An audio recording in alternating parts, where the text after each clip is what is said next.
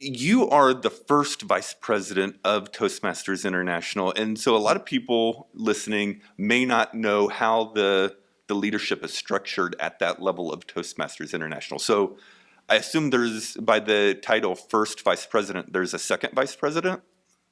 Okay. So once you have your district leadership, and you mentioned some of the top three in each district, the club growth director, the program quality director, and the district director, and they run operations within the district, and they are key to our success globally, absolutely.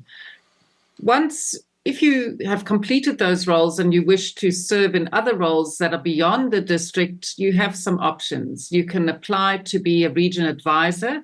And a region advisor works with the trio and the public relations manager in each district, and they are assigned, depending on the size of the region, between 4 and at most probably about 7 districts to work with. And that is a 15-month term. I was very fortunate to serve in that capacity for 2 years, and I learned so much.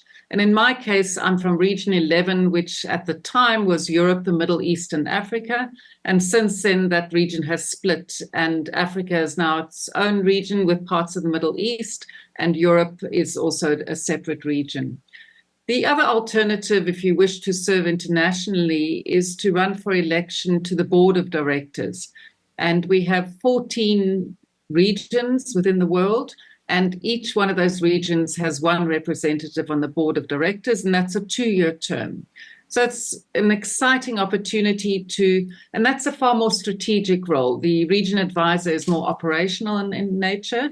And on the board of directors, you are overseeing the operations of world headquarters through the CEO, and you are responsible for setting the strategic direction of the organization. We also have fiduciary duties, make sure the money is spent and managed well.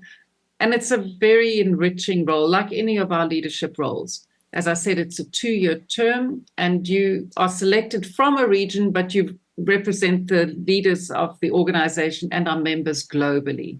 So you have to develop a global mindset and consider the same issue from all parts of the world to see if you can make decisions that serve all our members optimally. And then above the board of directors, there's an executive committee, and that consists of the second vice president, the first vice president, the president-elect, the international president, and the immediate past international president. And that team, together with the CEO, help set the strategic direction. They sit on the strategic planning committee, and they help guide the board of directors and bring proposals to the board of directors for approval. And that is a 5-year journey from second VP all the way through. And it's an amazing privilege to serve at that level. It's like any of these roles, it takes time, it takes effort, but I found it to be immensely rewarding, and I learn every single day. And my coming to District 50 is part of my duties in that role on the board, is to come and support our district leaders on the ground and to learn from you what's important to you and to give you thanks and encouragement and hopefully some inspiration as well. Very cool. That is possibly the best explanation of the upper levels of Toastmasters leadership that I've ever heard. Now, in comparing those leadership roles to the district roles, when you decide to be one of the big 3, the general expectation is you run for club growth director, and then the following year you'll be program quality director and then district director. That's the expectation and how it usually works, at least in our district.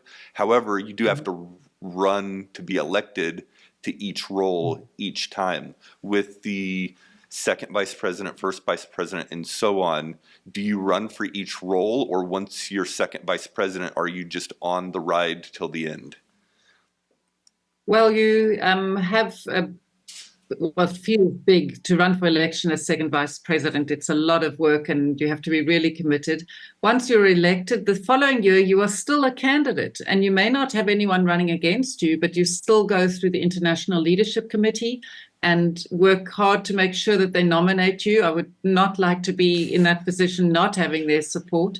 And then when you run for president-elect, which I'm doing this year, I had my very final interview with the International Leadership Committee, and I'm hoping to be elected in August at the convention. And then the president-elect doesn't have to run anymore. They are presumed that they will just go forward to the international president.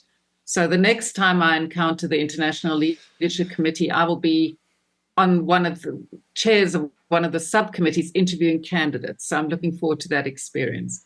Yeah, so assuming everything goes as planned, next Toastmasters year starting in July, no, you're running for election in August. So you'll be, these are two-year terms? I'll be, in this August, I hope to be elected as the international president-elect. And then the following year, I would move up into the international president position. Yeah, and so your term would start when? For which role? For president-elect.